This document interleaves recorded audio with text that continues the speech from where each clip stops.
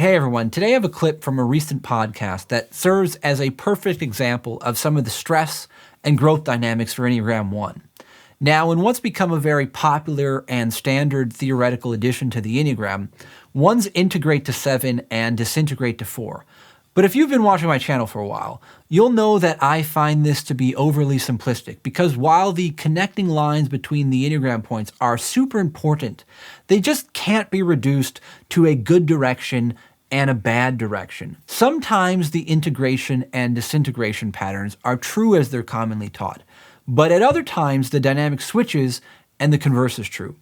So this clip, I think, perfectly highlights a common pattern that happens at point 1, where 7 actually acts more like the disintegration point, and 4 brings the balance, the growth, and the resolution to the tension that happens between these opposing motivations at 1 and 7. For context, my guest came into this podcast relating more to type 2, but I was kind of sharing some examples and some stories of why I felt more so that she was a 1. So check out this clip. It'll help you understand these Enneagram line dynamics a little better, and ultimately break away from these reductionistic constructs, such as integration and disintegration, that can limit your ability to go beyond personality types and really use the Enneagram for transformation. Then second, you brought it up, the cupcake thing. What's your recollection of the cupcake thing? Well, I don't know if we have this, the cupcake thing was more so after the show that I'm thinking of that I don't know if I ever told you about. But no, I know I got a cupcake. Yes. Well, I got a cupcake because it was my birthday. It was a birthday show. Yes. And I had some eating problems earlier in my 20s. And I was like, oh my God, I can't have all this sugar. Like, I'm trying not to eat sugar. And I was really hyper about it. And I was trying to get rid of it. Yes. That's what I don't know if that's what you're referring to. That's what I'm referring to. Okay, I don't know what happened because there was after. a very funny story, but I could hold that for after you talk about your cupcake. That was my point, where I was saying, you know what, like, and that's the eating, the hyper eating. So you rules. receive the gift, you're like, oh, thank you, that's thoughtful, and but then you turn to me, you're like, oh my God, I can't eat this.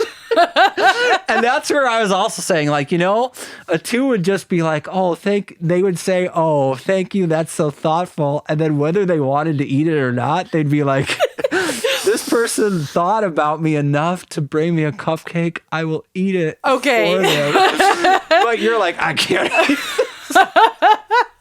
Oh, man, just wait till you hear this. So I'm like, all right, check mark number 2 for my theory.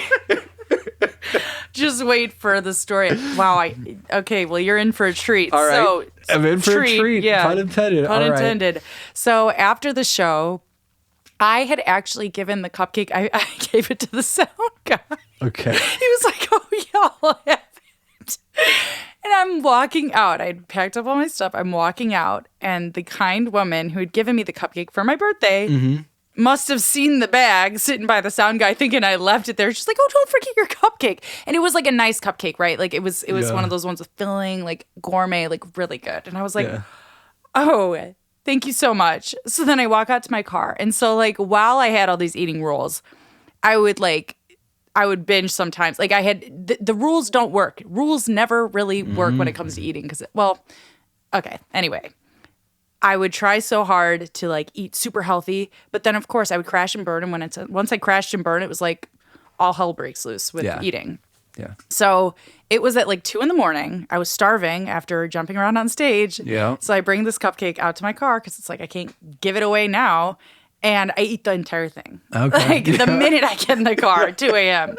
Okay, the reason that this is funny, I mean, one, because I'm eating a cupcake with my hand in the car like an animal. And then I'm driving home. And so it's 2 a.m., like late at night, driving through like West Bend or whatever. And I passed so many cops on my way home. And I wasn't drunk, so like it was fine. But I was like, ooh, don't want to get pulled over right now. Not drinking and driving, eating cupcakes and driving. Yeah, really. And so I get home, and at that point, my apartment had like a mirror on the door. So like when I walked in, I could like see myself immediately.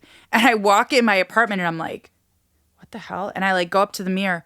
There's white powder all over from that cupcake. And I'm like, oh my God, if I had gotten pulled over to my house. Nice. So that's what I thought you were referring to. But yeah, I remember. No, this is. I'm glad this came. I only knew the beginning of the story. But I do remember the horror of being given this cupcake. Like, oh my God, that is so sweet. But like, holy shit, like I can't eat this. Like there's so much sugar. Like, and I had it in my mind. It's like, once I eat sugar, I'm just going to eat all the sugar. Yeah. It was also around Christmas, and I knew that I was going to probably eat a bunch of junk.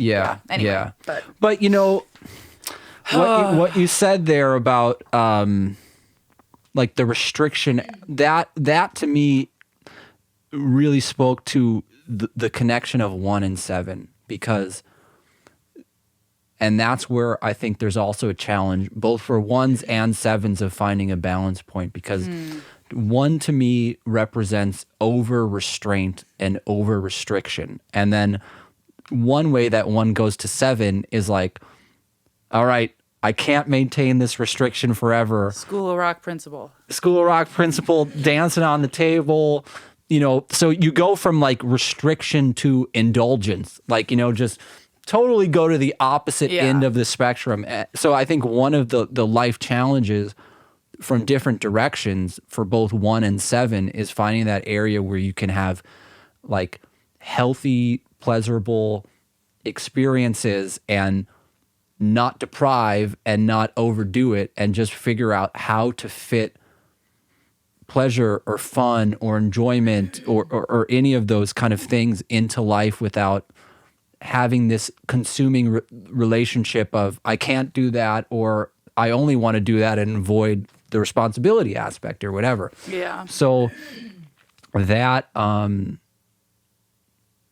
a deep level, I think that's reflected in these kind of little silly silly stories or examples. Yeah. But I think that really speaks to some of the archetypal center stones of those points and how these lines on the Enneagram are connected and related. But I think it is hard to think about that, because I can understand that being so 1-like, and the 7, but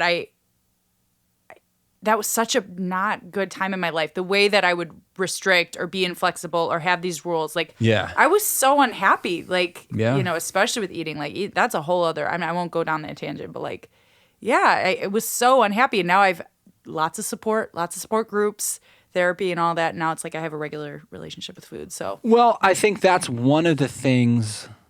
I'll go on a little Enneagram soapbox here.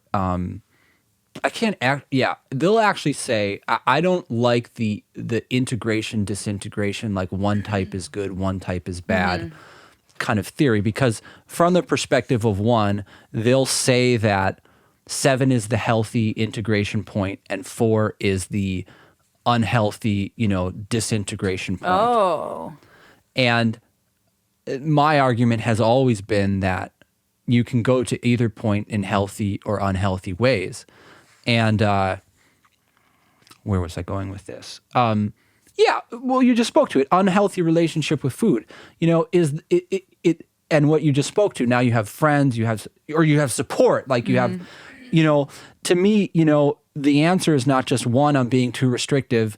You know, the answer to some of these restrictive things is not just, oh, go have more fun, party, just blow it off. It doesn't matter, like that 7 vibe. The answer is like really going to 4, going to the heart space, you know. Yeah, learning more about yourself. Right, a connection, you know, something you know, getting in a better emotional space. So I think the example we're actually speaking to speaks how the solution to, in this case, you know, one of the kind of 1 difficulties, 7 shows the unhealthy aspect of it, you know, just going from too much restraint to too much not restraint. Oh, I have to be careful with that 7. 4 actually balances things and you know, says, well, let's get into a totally different heart space and let's find some value or purpose or meaning there.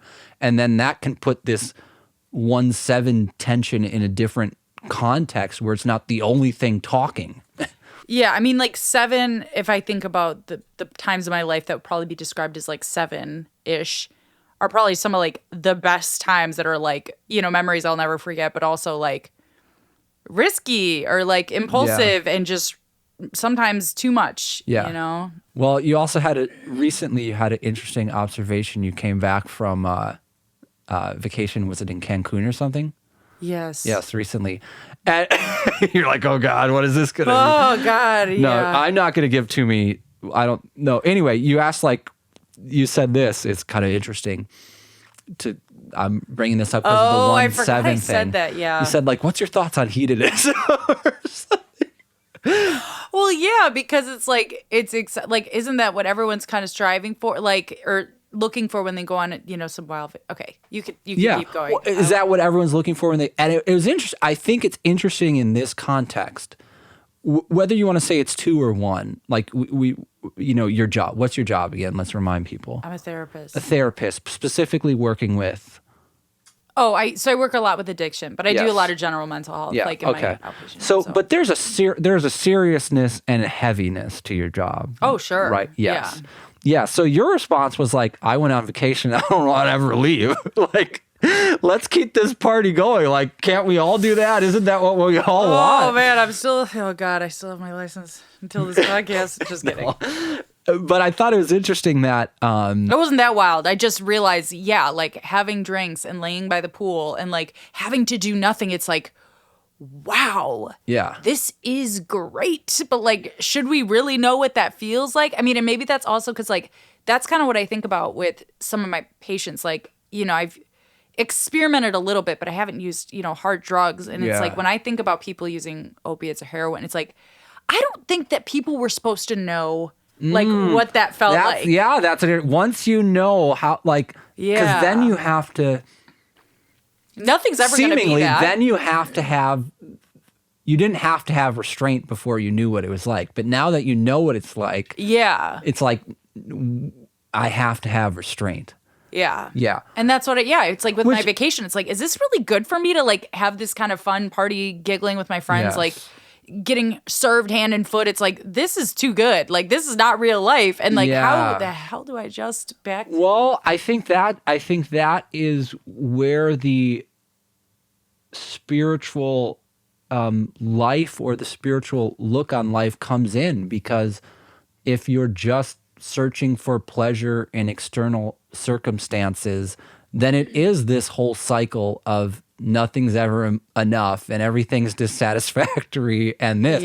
So that where there is, and this is where the Enneagram comes in, that desire to kind of know oneself and find an inexhaustible like source of peace or love and joy that on some level I think is the only ultimate solution to the pleasure, pain, attachment, aversion, seeking, resisting aspect of kind of just purely human biological life.